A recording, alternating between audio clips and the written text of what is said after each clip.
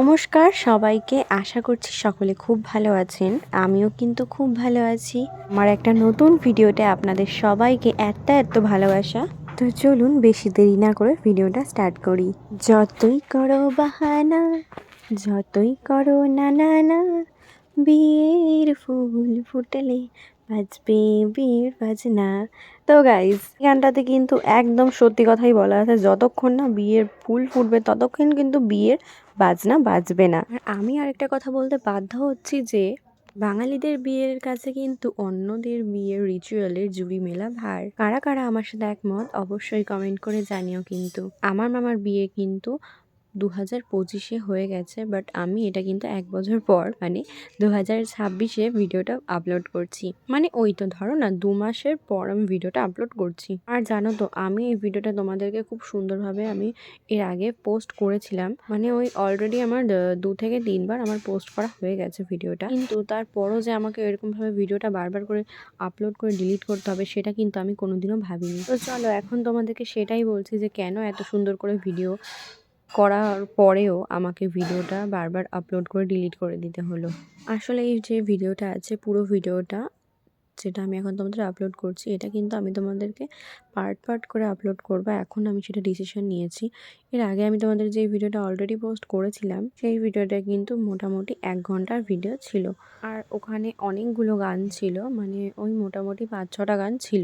যখন আমি first video upload করলাম তখন দেখছি যে কপিরাইট পড়লো, আর সেটা কিন্তু গানের জন্য পড়েছিল।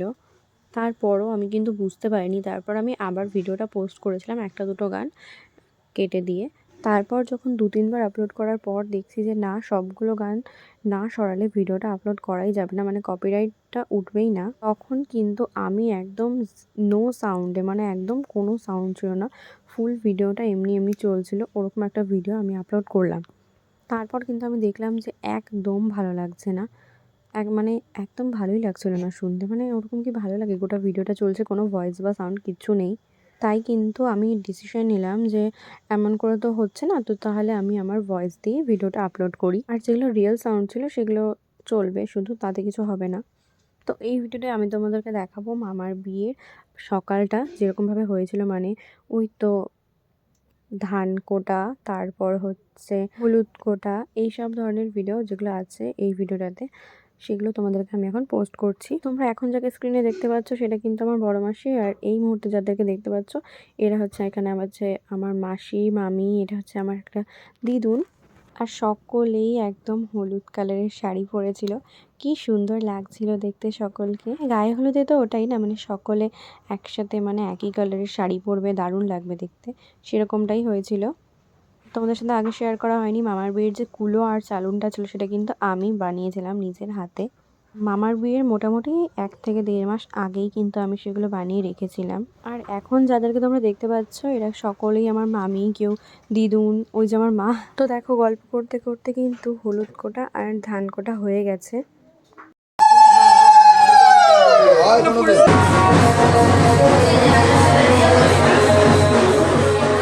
একদিকে কিন্তু গায়ে হলুদের ধান কোটা, চাল কোটা আর হচ্ছে হলুদ কোটা চলছিল, আর আরেকদিকে কিন্তু মামা বৃদ্ধিতে বসে গিয়েছিল, কারণ বৃদ্ধি হতে অনেকটা সময় লাগে, সেই কারণে কিন্তু বসে গিয়েছিল আগে ভাগেই। আর আবার বৃদ্ধি হওয়ার পর আমরা সবাই জল ভরতে যাব, সেটারও একটা টাইমের ব্যাপার ছিল। আর তোমরা তো জানোই বাঙালি বিয়েতে এত নিয়ম, আর সেই নিয়মেই থাকে নানান মজা, নানান আনন্দ। তো চলো এখন আমরা বেরিয়ে যাচ্ছি জল ভরতে।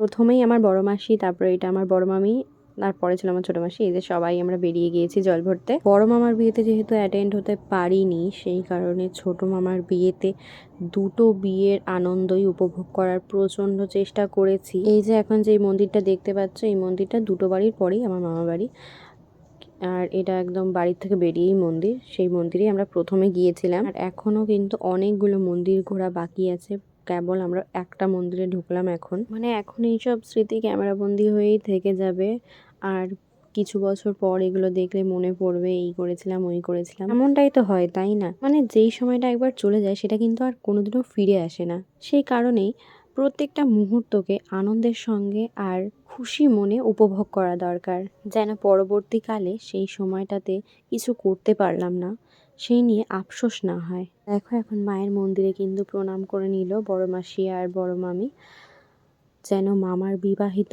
জীবন আগামী দিনে অনেক সুখময় ও ভালো হয়, সেই কারণেই কিন্তু প্রত্যেকটা মন্দিরে যাওয়া আর মায়ের কাছে আশীর্বাদ চাওয়া।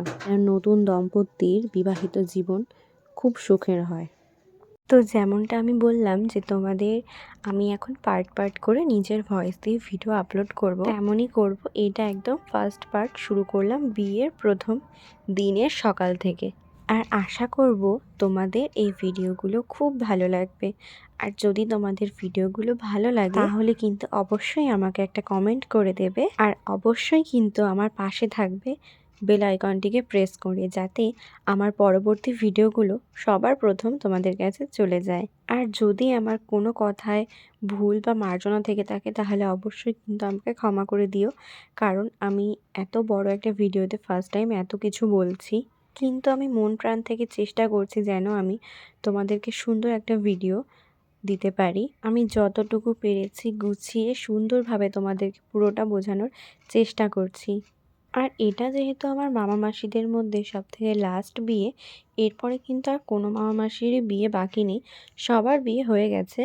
এই কারণে কিন্তু সবাই চাইছে যে আনন্দটাকে একদম সুন্দরভাবে উপভোগ করতে।